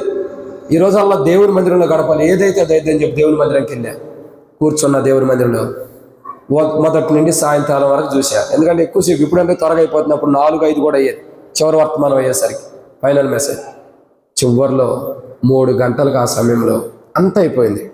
వాక్యాలు అన్నీ అయిపోయినాయి. అందరూ ఎట్లా ఆరాధన చేస్తున్నారని నుంచుని చూశాను. ఎవరు ఎప్పుడు చేయెత్తుతున్నారు, ఎవరు ఎట్లా ఆరాధన చేస్తున్నారు అన్నీ చూస్తూ వచ్చా. చివరికి ఏం చేశానంటే అంత అయిపోయింది, ప్రార్థన చేస్తాం అన్నారు. చివరి మెసేజ్లో ప్రార్థన చేస్తామంటే కళ్ళు మూసుకోండి అన్నారు. కళ్ళు మూసుకున్నా. హెర్మోన్లో గోడ పక్కనే కూర్చున్నా, చిన్న గోడ, 3 అడుగులు గోడ కూడా ఉండదు. దాని దగ్గర కూర్చున్నప్పుడు పైనుండి పులిపేట నుండి దైవజనుడు మాట్లాడుతున్నాడు. నువ్వు ఒక దొంగవి, నువ్వు ఒక అబద్ధికుడివి, నువ్వు ఒక మోసగాడివి. నీ తల్లిదండ్రులు క్రైస్తవులు అయి ఉండొచ్చు, వారు దేవుళ్ళు నమ్మి ఉండొచ్చు, కానీ ఇప్పుడు నువ్వు చనిపోతే నరకానికి వెళ్తావు. నువ్వు వాడే అబద్ధాలు, నువ్వు చేసే తప్పును బట్టి ఈరోజు నువ్వు నరకానికి వెళ్ళే స్థితిలో ఉండవు అని ఇంకా నా పాపాల విషయమే మాట్లాడుతున్నప్పుడు ఆటోమేటిక్గా నా హృదయం కదిలింపు స్టార్ట్ అయింది. ఎందుకంటే నేను టాటా కంపెనీలో జాబ్ చేసేవాడిని. 2 గంటలే నా డ్యూటీ. 2011-12 2 hours duty. ఆ రోజుల్లో 10,000 శాలరీ. ఆ రోజుల్లో, ఇప్పుడంటే ఇంకా చాలా ఎక్కువే. 2 గంటలే డ్యూటీ. అటువంటి జీవితంలో నువ్వు చేసే జాబ్లో కూడా ఎన్నో అబద్ధాలు ఆడేవాడివి. వీటన్నిటి బట్టి నువ్వు మరణం తెచ్చుకోబోతున్నావు, కుమారుడు నీకు నరకం రాబోతుందని మాట్లాడితే నేను అనుకున్నా, నా తల్లి క్రైస్తవురాలు, ఆమెను బట్టన్నా పరలోకానికి వెళ్తాను అనుకున్నా. పొరపాటున నీ తల్లి క్రైస్తవురాలు, నీ తండ్రి క్రైస్తవుడు అనుకున్నావేమో అని మాట్లాడుతున్నాడు. మళ్ళీ నేను అనుకోగానే ఇదేంటో ఎట్లా మాట్లాడుతున్నాడు అనుకున్నా. సరే, ఏదైతే మా టైం వచ్చిందో ఒప్పుకున్నా. చివరి గడిలో ఆ రోజు తొలగించబడిన పాపాలు నేటికి నా జీవితంలో రాకుండా ప్రభు కాపాడుతున్నాడు. ఒక్క దినము దేవుని మందిరం నాకు తల్లి చెప్పింది, గడపరా. నాకు అప్పటి వరకు బైబిల్ ఆ మాట ఉందన్నది కూడా తెలియదు. నిజంగా నేను బైబిలే చదివేవాడిని కాదు, ఏదో బైబిల్ అమ్మటే పెట్టుకెళ్ళేవాడిని క్రైస్తవుడు అనిపించుకోవడానికి, అంతే. వీడ ఎందుకు చెబుతాడంటే, ఒక్క దినము గడిపినందుకే ఒక సేవకుడిగా నన్ను దేవుడు సిద్ధపరిస్తే మీలాంటి వాళ్ళని ఇంకెంతమంది సేవకులను సిద్ధపరుస్తాడు, ఎంతమంది పరిచారకులను సిద్ధపరుస్తాడు, ఎంతమంది నిజమైన క్రైస్తవుని సిద్ధపరుస్తాడు దేవుడు. ఎంత గొప్ప ఆశీర్వాదాలు ఇస్తారు చెప్పండి. ఒక్క దినము దేవుని మందిరంలో గడిపితే ఒక సేవకుడిని అయిపోయాను. ఆ ధన్యత దేవుడు నాకు ఇచ్చాడు, నా జీవితం మార్చిన కాడి నుంచి సేవ కొరకు పిలిచాడు. బాప్తిసం తీసుకోకమునిపై దేవుడు సేవకు పిలిచాడు. దేవుడు మాట్లాడుతుంటే ఆ సేవకి ఎదురాడిన వాడిని 2 సమయాల గ్రంథం 11 మీరు జరిగినట్లయితే నేను ప్రభుని అడిగా, అక్కడ సేవను పిలిపొస్తే నేను నిజంగా సేవకు వస్తానన్నా. ఒకసారి మాట్లాడమన్నా, ఒకసారి మాట్లాడు, రెండోసారి మాట్లాడన్నా. తండ్రి కుమార రెండోసారి మాట్లాడన్నా, మాట్లాడాడు. తండ్రి కుమార పరిశుద్ధాత్మ త్రియేకం కదా, మూడోసారి కూడా మాట్లాడమన్నా. 3 సార్లు మాట్లాడిన దేవుడు నాలుగోసారి మాట్లాడమన్నా, నాలుగోసారి మాట్లాడిన దేవుడు ఐదోసారి మాట్లాడమన్నా. కృప కాబట్టి 5వ మాట్లాడిన దేవుడు మానవ సృష్టించినారు కదా, 6వ మాట్లాడమన్నా. 6 సార్లు మాట్లాడిన దేవుడు 7వ రోజు విశ్రాంతి దినం కదా, 7వ సారి కూడా మాట్లాడు ప్రభా సేవ అన్న మాట్లాడినా. 7 కాదు, నువ్వు అవిశ్వాసంగా ఉండొద్దు, విశ్వాసం ఉండని చెప్పి 8వ మారు కూడా సేవ అన్న మాట మాట్లాడాడు. కావాలంటే మీరు ఇంటికి వెళ్ళిన తర్వాత 2వ సమయాల గ్రంథం 11వ అధ్యాయం చూడండి. ఆ అధ్యాయమే దావీదు జీవితంలో నష్టానికి కలిగినటువంటి ప్రాముఖ్యత పునాది వేసినటువంటి అధ్యాయం. ఆ అధ్యాయంలో బెత్షెబతో పాపం చేశాడు, కానీ ఆ అధ్యాయంలో నాకు సేవను పిలుపు ఆ మాట రావాలని అడిగితే, నేను ఎంతగా దేవుని శోధించినా మరీ ఎక్కువగా దేవుడు అధికమైన రీతిలో నాతో మాట్లాడాడు. 8వ వారు కూడా నేను అడక్కోకుండా దేవుడు అట్లా దేవుడు తన సేవకు పిలుస్తూ వచ్చాడు. ఎందుకు చెబుతున్నాడు ప్రియుల, ఒక్క దినము గడిపితే రక్షణ వచ్చేసింది, పాపాలు తొలగించబడి సర్వోన్నతుడిగా సేవకునిగా సిద్ధపరచబడ్డాను. ఇప్పుడు మీ మధ్యలోకి వచ్చి ఉన్నాను. ఎంత గొప్ప ధన్యత కుమారుడు కోరుకుంటుంది. అదే దేవుని మందిరంలో ఒక్క దినము గడుపుతా, ఒక్క దినము గడిపితే చాలు మా జీవితం ధన్యమవుతుంది. నేను గడిపిన ఒక్క శ్రేష్టకరమైన డిసెంబర్ 18వ తారీఖు శ్రేష్టకరమైన దినమే నా జీవితాన్ని పూర్తిగా శ్రేష్టకరమైన దినాల్లోకి తీసుకొచ్చేసి, ఇప్పుడు నేను ఎక్కడ ఉంటున్నానండి? దేవుని మందిరంలో. ఇప్పుడు నా దినములన్నీ ఎలా ఉన్నాయి? ప్రతిరోజు శ్రేష్టకరమైనది. ఒక్క శ్రేష్టకరమైన దినాల కోసం వెళ్తే ప్రతిరోజు శ్రేష్టకరమైన దినాన్ని దేవుడు నాకు ఇచ్చాడు. ఇడా అట్లాంటి ధన్యకరమైన దినాలుగా సిద్ధపరచుకో. కొరాహు కుమారుల యొక్క జీవితం ఏంటో తెలుసా? వారి జీవితాల్లో మూడో మాట ఇది, వారి జీవితాల్లో దేవుని మందిరంలో ఒక్క దినం గడపడానికి ఇష్టపడుతున్నారు. అదే శ్రేష్టకరమైన దినం. ఈరోజు నువ్వు తీర్మానం చేసుకో, వాళ్ళ దగ్గరికి వచ్చి, ప్రభా ఎన్నో పర్యాయములు దేవుని మందిరాన్ని నేను అశ్రద్ధ చేశాను, ఎన్నో పర్యాయములు దేవుని మందిరంలో పని కానీ, దేవుని సన్నిధిలో గడిపేది కానీ, దేవుని సన్నిధిలో జీవించే విషయాలు కానీ, దేవుని మందిరం పరిచర్య విషయంలో కానీ, దేవుని సన్నిధి విషయాల్లో కానీ, దేవుని మందిరానికి వచ్చే విషయంలో సంఘ ప్రార్థన కానీ, బైబిల్ స్టడీ కానీ, ఉపవాస ప్రార్థన కానీ, వార కార్యక్రమాలు కానీ, ఆదివారం కానీ సమయానికి రాకుండా ఎన్నోసార్లు నీ సన్నిధిలో నేను గడిపే సమయాన్ని అర్థపరుచుకున్నా. కానీ ఈ రోజు నుంచి నేను అలా ఉన్నాను. ప్రతి కోడికి నేను వస్తే కొత్త సంవత్సరం తీర్మానం చేసుకుంటున్నా. కొరాహు కుమారుల వలె ప్రతిరోజు శ్రేష్టకరమైన దినాన్ని నీ మందిరంలో నేను గడుపుతా. ప్రతిరోజు ఇక నేను పని ఉండలేకపోయినా, రక్షించబడిన తర్వాత మందిరానికి వెళ్ళిపోయేవాడు, ఎబ్రోన్కి వెళ్ళిపోయాడు. పని ఉండలేకపోయినా ఏదో ఒకటి, నేను ఏ పని లేకపోతే ప్రార్థన చేసుకుంటూ ఉండేవాడు. అదే శ్రేష్టకరమైన దినము. క్రీడా ఆ శ్రేష్టకరమైన దినం కొరాహు కుమారులు కలిగి ఉన్నారు. వారి జీవితంలో ముగింపు వర్తమానం చూడండి ఎట్టుందో, ఎంత ధన్యకరంగా ఉందో. రాత్రి నుంచి ఎన్ని వర్తమానాలు చూసాం. చివరిగా వారి జీవితాలు ఎలా ఉంది? 1 భక్తిహీన గుడారం ఉంటలా, 2 దేవుని ఆవరణమును చూడవని వారి ప్రాణం ఎంత ఆశపడుతుంది, 3వదిగా దేవుని మందిరంలో ఒక దినం గడపాలని కోరుకున్నారు, ఎందుకంటే అది శ్రేష్టకరమైన దినం. 4వదిగా చూడగా వారి జీవితాలు ఎలా ఉండేయండి? కీర్తన గ్రంథం 84వ అధ్యాయం 2వ వచనం. కీర్తనల గ్రంథము 84వ అధ్యాయం 2వ వచనం.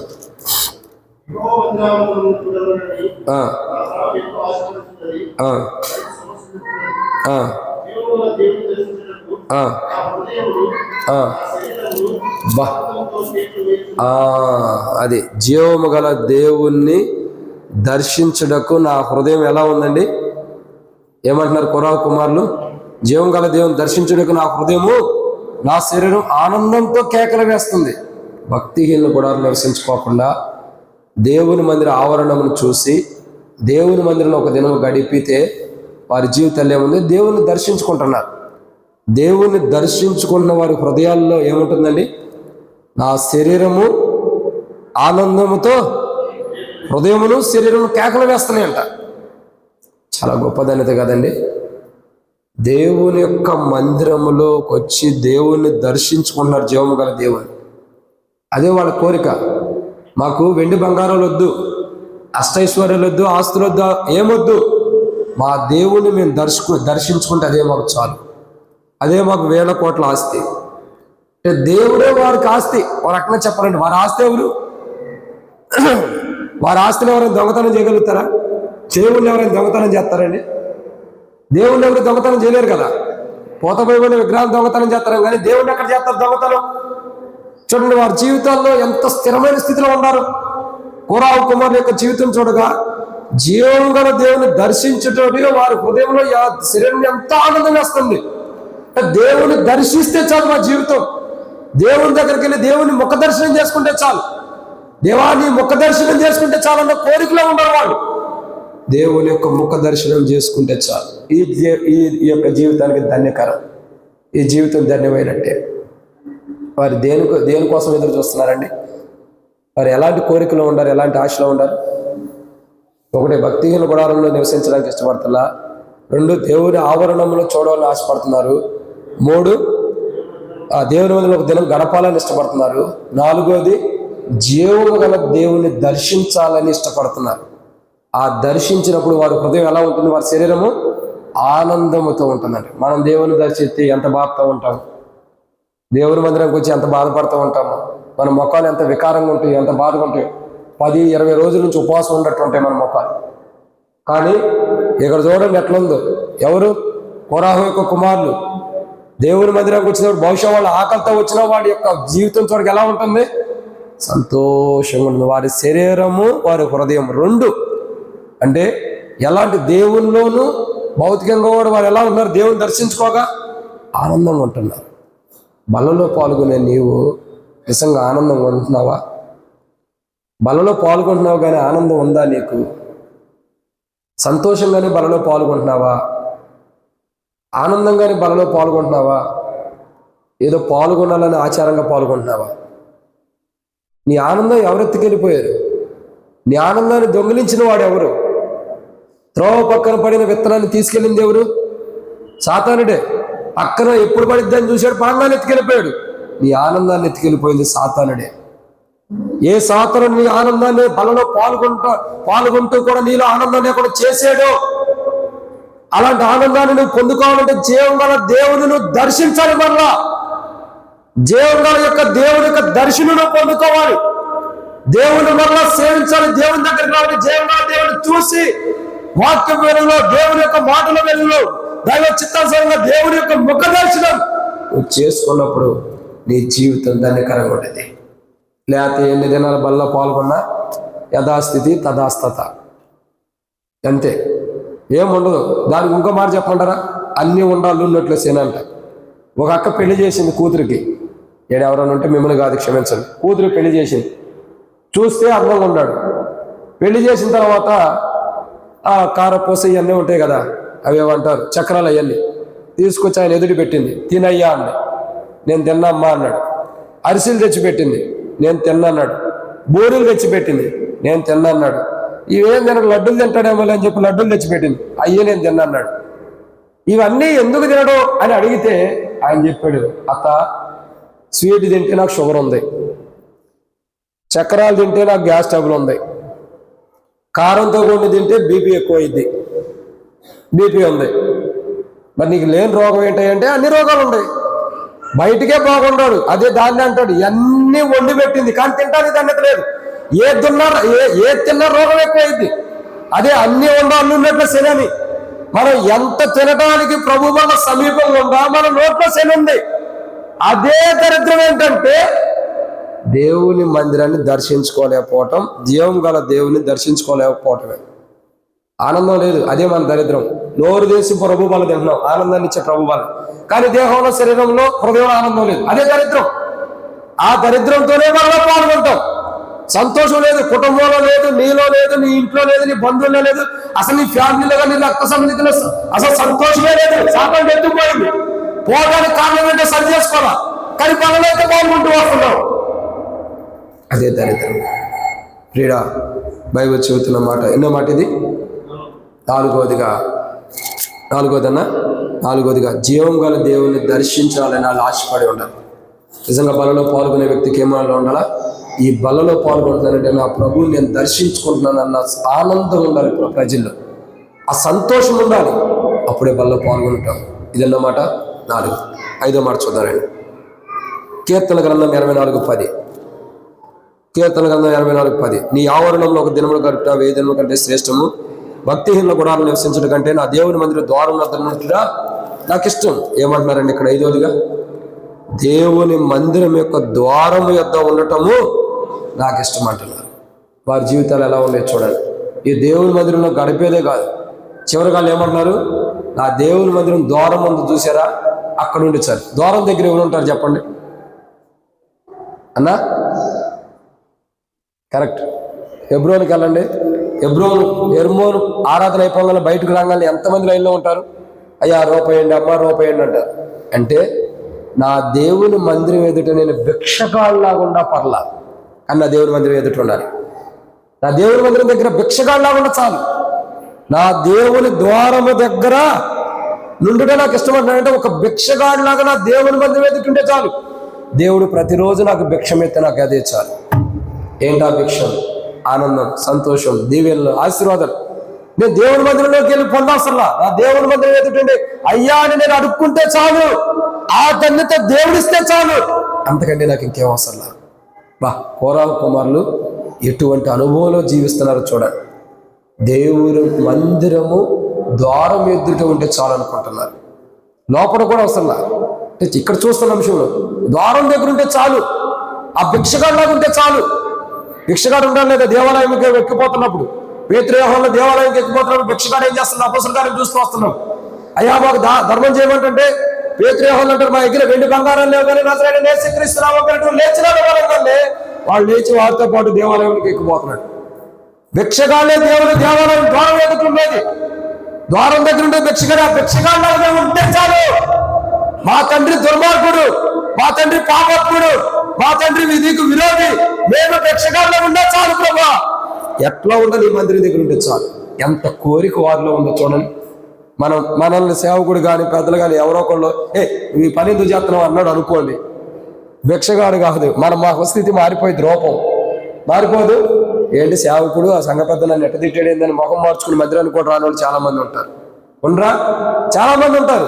కానీ అది కాదు, కోరాహు కుమారులు అట్టంటి వాళ్ళు కాదు. మేము అడుక్కునే వారమే, మా దేవుని ద్వారం ఎదుట ఉంటే చాలు, మాకు అదే చాలు. ఇక ఒక భిక్షగాళ్ళలాగా ఉండే చాలు. అంటే ఎంత తగ్గింపు వారి జీవితంలో. బలలో పాల్గొనే క్రైస్తవుల్లో తగ్గింపు ఉండాలి. ఏముండాలండి? తగ్గింపు. వారు ఎంతగా తగ్గించుకుంటున్నారు. వారి జీవితం ఎంత మాదిరికరంగా ఉందో చూడండి. ఎన్నమాట ఇది? 5. 6వ విషయం చూడాలి. కీర్తనల గ్రంథము 84వ అధ్యాయం 11వ వచనం. కీర్తనల గ్రంథం 84వ అధ్యాయం 11వ వచనం. దేవుడైన యెహోవా సూర్యుడు కేడుమునై ఉన్నాడు, యెహోవా కృపయు ఘనతయు అనుగ్రహించును, యథార్థంగా ప్రవర్తించే వారికి ఆయన ఏ మేలు. ఇప్పుడు కోరాహు కుమారులు ఎలా ఉన్నారంటే 6వ మాట, యథార్థముగా ప్రవర్తిస్తున్నారు. ఎక్కడండి? దేవుని ఒక మాటలో చెప్పాలంటే దేవునిలోనే యథార్థంగా ఉంటారు వాళ్ళు. ఎక్కడ యథార్థంగా ఉంటారు? దేవునిలోనే యథార్థంగా ఉంటారు. నిజంగా ఎంత గొప్ప ధన్యత చూడండి. కోరాహు కుమారుల యొక్క జీవితం చూడగా దేవునిలోనే యథార్థత. ఒక మనిషి దేవుని యథార్థంగా ఉండగలుగుతాడా? నిజంగా దేవుని లోపల యథార్థపరుడని ఎవరైనా పేరు పొందగలుగుతారా? ఎవరూ పొందలేరు. కానీ కోరాహు కుమార్ యేసుప్రభు అంటే ఆయన వేరండి, ఆయన దేవుడే. కాబట్టి యేసుప్రభు లెక్క రాడు ఇక్కడ, ఎందుకంటే ఆయన దేవుడు. కాబట్టి మనుషుల గురించి వస్తున్నాం. ఎవరైనా యథార్థవంతులుగా పొందగలుగుతారా ధన్యత క్రీస్తులో? లేదా దేవుళ్ళు యథార్థవంతులని ఎవరైనా పొందగలుగుతారా? కానీ కోరాహు కుమారులు వాళ్ళు యథార్థ ప్రవర్తన కలిగి ఉన్నారు. దేవుళ్ళు యథార్థ ప్రవర్తన. మరి బల్ల దగ్గరికి వచ్చే మన ప్రవర్తన ఎలా ఉంది? బల్లలో పాల్గొనే మన ప్రవర్తన ఎలా ఉంది? బల్లలో చేయి వేసే మన ప్రవర్తన ఎలా ఉంది? ఎలాంటి ప్రవర్తన కలిగి బలలో పాల్గొంటున్నాం? బైబిల్లో ఒక మాట ఉంది, ప్రసంగి గ్రంథం 5వ అధ్యాయం 1వ వచనం. ప్రసంగి 5 మొదటిదిగా, నీవు దేవుని మందిరానికి పోయినప్పుడు నీ ప్రవర్తన ఎలా ఉంది? ప్రవర్తన. కోరాహు కుమారుల ప్రవర్తన దేవుని సన్నిధిలో దేవుల్లో యథార్థముగా ఉంది. అందుకే నిజంగా నేను 12 అధ్యాయాలు కోరాహు కుమారుల గురించి చదివాను. నిన్న వాళ్ళు 12 అధ్యాయాలు రాశారు. 12 అధ్యాయాలు చదివాను. ఎక్కడా కూడా వారి జీవితంలో తప్పు అన్నది కనబడుతున్నారు. కానీ వారు ఒప్పుకుంటున్నారు. వారే దేవుణ్ణి దేవా ఇట్ట అనుభవం ఉండమని వారందరూ వారు చెప్పుకుంటున్నారు. కానీ దేవుడు ప్రత్యేకంగా వారికి ఇలా చేసిన అనుభవం ఎక్కడా లేదు నాకు తెలిసినంత. కానీ కోరాహు కుమారులు యథార్థం ఉంటున్నారు దేవుళ్ళు. నిజంగా యథార్థవంతులను బలపరచడానికై లోకమంతటా దేవుని కనుదృష్టి సంచారం చేస్తుంది. యథార్థత ప్రాముఖ్యత. బల్లలో పాల్గొంటున్నామంటే పాల్గొంటున్నాం కాదు, ఏదో కొత్త సంవత్సరం వచ్చి పాల్గొంటున్నామంటే పాల్గొంటున్నాం కాదు. యథార్థత. కోరాహు కుమారులు భక్తిహీనులతో సావాసం చేయట్ల. 2 కోరాహు కుమారులు దేవుని ఆవరణమును ప్రేమిస్తున్నారు. ప్రాణం ఎంత ఆశపడుతున్నారు దేవుని ఆవరణంలోకి వెళ్ళాలి, చూడాలి. 3 కోరాహు కుమారుల యొక్క జీవితంలో దేవుని మందిరంలో ఒక దినం గడపాలని ఇష్టపడుతున్నాడు. 4 కోరాహు కుమారుల యొక్క జీవితంలో జీవం గల దేవుణ్ణి దర్శించుకోవాలని ఇష్టపడుతున్నాడు. 5 కోరాహు కుమారుల యొక్క జీవితంలో మందిరం ద్వారం ఎదుటింటే చాలా అనుకున్నారు. 6 కోరాహు కుమారుల యొక్క జీవితంలో యథార్థంగా ఉండరు. వాళ్ళు ద్వారం దగ్గర ఉండా వాళ్ళు యథార్థవంతులే, ద్వారం లోపల ఉండా యథార్థవంతులే. వాళ్ళు ఎక్కడుండే యథార్థవంతులే, మనం ఎక్కడుండే యథార్థంగా ఉండాలి. ఎందుకంటే దేవుని మందిరానికి వెలుపట మనం ఏ పని ఏ జాబ్ చేసినా యథార్థంగా ఉండాలి. దేవుని మందిరంలో ఎలా ఉన్నా ఏ పని చేస్తున్నా కూడా యథార్థత. దేవుని మందిరంలోనే యథార్థత ఉండాలి, దేవుని మందిరానికి వెలుపట కూడా యథార్థత ఉండాలి. ఆ యథార్థత కలిగే బలలో పాల్గొనాలి. దేవుని మందిరంలో ఒక చోట ఒకలాగా, దేవుని మందిరం వెలుపట ఇంకోలాగా బలలో పాల్గొనే ప్రయోజనం లేదు. యథార్థత ఇంపార్టెంట్. కోరాహు కుమారులు యథార్థం కలిగి ఉన్నారు. ఇదన్నమాట. 6. 7వ మాట చూద్దామండి. కీర్తన గ్రంథం 84వ అధ్యాయం 12వ వచనం. సైన్యములకు అధిపతి యెహోవా. కోరాహు కుమారులు ఎలాంటి వారంటే 7వదిగా దేవుని యందు నమ్మకం ఉంచుతున్నారు. అందుకే వాళ్ళు ధన్యులు అయిపోయారు. ఏమైపోయారు? ధన్యులు. ధన్యులకి ఏముందో చెప్పండి? పరలోక రాజ్యాన్ని స్వతంత్రించుకుంటారు, ధన్యులేగా. అవునా కదా? మత్తయి సువార్త 5వ అధ్యాయం చదివితే ధన్యులకున్న ధన్యత రేటు కనపడుతున్నాయి. ధన్యులకున్న ధన్యత ఏంటో మరి ఆ ధన్యతలో వీళ్ళు ఉంటారా లేదా? ఉన్నారు. ఎందుకని? వీళ్ళు ప్రభువుని నమ్మారు పూర్తిగా. ఇక ఈయన తప్పితే ఇంకెవరు లేరు, ఈయనే అన్ని విధాలా మనం కాపాడగలిగిన శక్తిమంతుడు, ఈయనే సర్వమై ఉన్నాడు, ఈయన తప్పితే ఇంకొకరు లేరని ప్రభువుని నమ్మారు. ప్రభు మీదే నమ్మకం కలిగి ఉండాలి, ఇంకెవరి మీద నమ్మకం లేదు. మనకుండేది నమ్మకం. ఏదైనా డబ్బులు అవసరమైనా, ఏదైనా మాట అవసరమైనా మనుషుల మీద ఆధారపడతాం, మనుషులు నమ్ముకుంటాం. అదిగే బైబిల్ ఉంది. మనుషులు నమ్ముకున్నట్టు కంటే యెహోవాను ఆశ్రయించడం మేలు. మనమే దేవుడిని ఆశ్రయించడం, దేవుని ఆశ్రయించం. కోరాహు కుమారులు ఆశ్రయిస్తున్నారు. అందుకే వాళ్ళు ఎలా ఉన్నారు? సైన్యములకు అధిపతి యెహోవా నీ యందు నమ్మకం ఉంచేవారు ధన్యులు. ఇప్పుడు కోరాహు కుమారులు ఏం చేస్తున్నారండి? ధన్యులుగా ఉన్నారు. దేవుని యందు నమ్మకం ఉంచి ఒక నమ్మకస్తులుగా ప్రభు ద్వారా స్థిరపరచబడుతున్నారు. క్రీస్తులో, దేవునిలో, దేవుని యొక్క సన్నిధిలో నమ్మకస్తులు ఉంటూ వస్తున్నారు. ఈరోజు మనం అందరం దేవుని దగ్గరలో ఉన్నాం, దేవుని సన్నిధిలో ఉన్నాం. ఎంతవరకు దేవునిలో నమ్మకస్తులు ఉన్నాం చెప్పండి? ఎంతవరకు దేవుని యందు నమ్మకం ఉంచి ఉన్నాం? పోలి దేవుని యందు ఎంతవరకు నమ్మకం ఉంచాం? మనం పోయిన సంవత్సరం వారమే, నిన్నటి వారమే. ఒక్కరోజే సంవత్సరంలో మారిపోయింది. మనం నిన్నటి వారమే. మనం దేవుని యందు నమ్మకం ఉంచకపోయినా, నమ్మకస్తులు కాకపోయినా దేవుడు ఎందుకు కొత్త సంవత్సరంలో ప్రవేశింపజేశాడు? ఆ నమ్మకత్వం లేని జీవితాన్ని సరి చేసుకుని పొందుకోవడానికి, ఏ నమ్మకమైన జీవితం మనకు లేదు దాన్ని తిరిగి పొందుకోవడానికి కొత్త సంవత్సరం మనకు ఇచ్చాడు. ఇంకా మనం దేవుని నమ్మం. ఒక అనారోగ్యం వస్తే ముందు డాక్టర్ గుర్తొస్తాడు, ఒక బలహీనత వస్తే డాక్టర్ గుర్తొస్తాడు, ఒక కష్టం వస్తే స్నేహితుడు గుర్తొస్తాడు, ఒక ఇబ్బంది వస్తే ఇంటి పొరుగు వారు గుర్తొస్తాడు. దేవుడు ఎప్పుడు గుర్తున్నాడు? ఎప్పుడు గుర్తొస్తాడు? అందరూ చీ అన్న తర్వాత, అందరూ కాదన్న తర్వాత, దేవా ఇక నువ్వే దిక్కు అంటావు. అన్నీ అయిపోయిన తర్వాత దేవా నువ్వే దిక్కు. ముందులే దిక్కు అంటే ఆయన అన్నీ చేస్తాడుగా కదా. కళ్ళకు మునిపే వాళ్ళు వీళ్ళ చేత మాట పడకోకుండా, లేదనిపించుకోకుండా చేస్తాడుగా. దేవుని దగ్గర ఆశీర్వాదం లేవా? తిమ్మతంగా చెబుతాడు. చిన్న దేవుడి దగ్గర నుంచి పెద్ద దేవుడి దగ్గర నుంచి చిన్న దేవుడి దగ్గరకు తిరిగి వచ్చాడంట. అన్ని దగ్గరికి, అన్ని దేవుడి దగ్గరికి వెళ్ళి వచ్చాడంట. పెద్ద దేవుడి దగ్గరికి ఆశీర్వాదాలు అయిపోయాయని చిన్న దేవుడి దగ్గరికి ఎవరు వెళ్ళారని చిన్న దేవుడి దగ్గర కూడా వెళ్ళొచ్చాడంట. ఏ దేవుడు మాట్లాడాలా? ఏ దేవుడు ఆశీర్వాదం ఇవ్వాలా? ఒకసారిగా దేవుడు మాట్లాడాడు, ఆశీర్వాదం వచ్చేసింది, మెండైన ఆశీర్వాదం. 50 సంవత్సరాల సేవా జీవితాన్ని కంప్లీట్ చేసుకున్నాడు తిమోతికి. సేవలోనే 50 సంవత్సరాలు. మాకు 50 సంవత్సరాలు వచ్చేదా కూడా బతుకుతామో లేదు తెలియదు. ఆయన 50 సంవత్సరాలు సేవా జీవితం కంప్లీట్ చేసుకున్నాడు. ఎందుకని? నమ్మకత్వం. నమ్మకత్వం. తిమోతికి ఎప్పుడు చెబుతాడు? దేవుని నమ్మితే వాడు ఎన్నటికీ అన్యాయస్తుడు అవ్వడరా. మాతో చెప్పాడు, దేవుణ్ణి నమ్మితే చాలు. మనం సరైన విధానంలో ఆశీర్వాదాలు పొందలేకపోవడానికి కారణం కూడా ఇదే, దేవుని నమ్మకపోవడమే. వాళ్ళ దగ్గరికి వచ్చి మన జీవితాల్లో దేవుని నమ్మాలి. నమ్మారు కాబట్టి ధన్యులయ్యారు. ఈరోజు వాళ్ళ దగ్గరికి వస్తాం, దేవుని నమ్ముదాం. కోరాహు కుమారులు లాంటి జీవితాన్ని చివరిగా మన జీవితం, ఇదే చివరి వర్తమానం. కోరాహు కుమారులు ఎలా ఉన్నారండి? రాత్రి నుండి మొదలేసిన ఒప్పుకోలు కానించి ఇప్పటితో ముగింపైంది. ఎలాంటి వారు కోరాహు కుమారులు?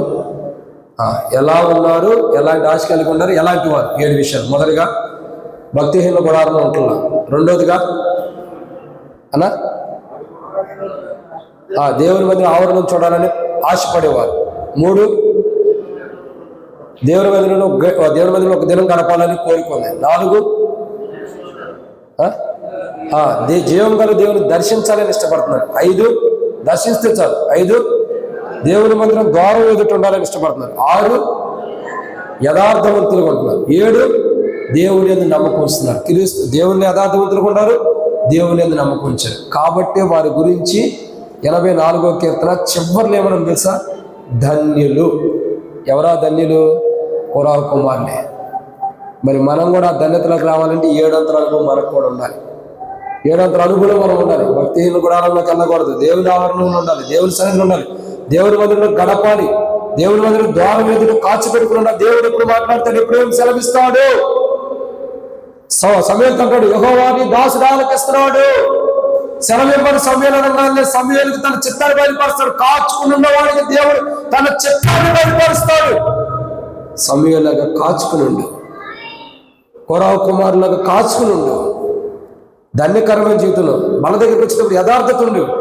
మనలో పాల్గొనేటప్పుడు నమ్మకంతో పాల్గొనే, దేవుని యందు నమ్మకంతో ఆయన ఉన్నాడని, ఆయన వచ్చి మనలో మనం తీసుకెళ్తాడన్న నిరీక్షణతో మనలో పాల్గొను. అప్పుడే మన జీవితాలు ఆశీర్వాదకరంగా ఉన్నాయి.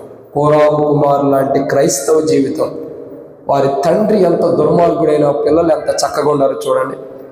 ఆ చక్కటి జీవితాన్ని మనం జీవించాలి. ఇప్పుడు దినాలు ఆపోజిట్గా ఉన్నాయి. తండ్రులు ఎంత విశ్వాసులైనా పిల్లలు చెడిపోతున్నారు. తండ్రులు ఎంత విశ్వాసులైనా, తండ్రులు సేవకులై ఉండొచ్చు, తండ్రులు విశ్వాసులై ఉండొచ్చు, తండ్రులు పెద్దలై ఉండొచ్చు, తండ్రులు బాధ్యత కలిగిన వారై ఉండొచ్చు. తండ్రులు ఎంత చక్కని వారిగా క్రైస్తవ జీవితం, విశ్వాస జీవితం కలిగిన వారి పిల్లలు చూడగా దారుణం అయిపోతుంది. నేను ఇలా అన్నా తప్పనుకోండి. ఒక సేవకుడు కొడుకు తాగుపోతే అయ్యాడు, ఒక సంఘ పెద్ద కొడుకు సినిమాలకి శిఖాలకు తిరుగుతున్నాడు. ఇంకా చెప్పుకోకపోతే ఒక విశ్వాసి కొడుకు రోడ్డు మీద అల్లరితో కూడా ఆటపాటలు మాట్లాడుతున్నారు. ఒరే బాబు, మీ తండ్రి ఎలాంటి వాడు కాదంటే తర్వాత చూద్దాం అన్నా, తర్వాత చూద్దాం, వాళ్ళ సంగతి వేరు, ఇప్పుడు మేము ఉన్న పరిస్థితి వేరు, మమ్మల్ని కలవద్దు. మిమ్మల్ని కలిస్తే మళ్ళీ మీరు క్రైస్తవులు దేవుని పెట్టడానికి తెచ్చిపోతుంది, మీ జీవితం బయటపడిపోయింది. మళ్ళీ ఎక్కడ చెప్పొద్దు, మందిరంలో కూడా చెప్పొద్దు. మళ్ళీ చాలా మంది యొక్క జీవితాల్లో నష్టపోతున్నారు యథార్థత లేక. నీ తండ్రి సేవకుడే, నీ తండ్రి సంగతే, నీ తండ్రి విశ్వాసే, ఓకే, వారి గురించి ఓకే, కానీ నీదేది?